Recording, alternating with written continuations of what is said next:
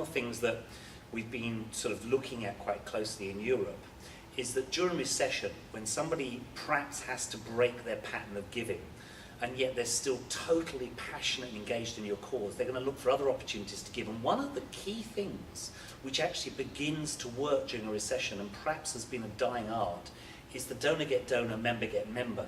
And it's a concept we've had right back since the sort of the 50s with Reader's Digest. But at the same time, while it hasn't been working in good times because people just don't want to do that stuff, in hard times, they're happy to do it. And what's really interesting on our side of the pond is that we're really beginning to see people sort of responding to those programs. Right. So, you know, this idea of keeping asking, I mean, when I talk about keeping asking, I mean, ask for different things. You know, that whole 360-degree view of the donor becomes more important.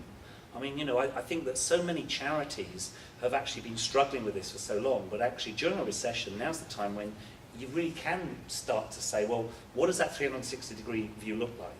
And I mean, a lot of people might be sort of listening to us now talking about it, and they say, well, what does he mean by 360 degrees? Well, you know, if you think about a donor, when I was trained in fundraising 26 years ago, I was told you get, you know, time, money, and goods. They're the three gifts a donor can give you. Whereas nowadays, you've got time, money, goods, voice, influence, and whole lifestyle change in the way that you actually shop and the way you live your life. And now we've got these 6 things, which are just this multi-dimensional way. And again, frankly, contrived as it may be, the only way that you can really start to do that cost effectively is back on the whole digital arena. Right.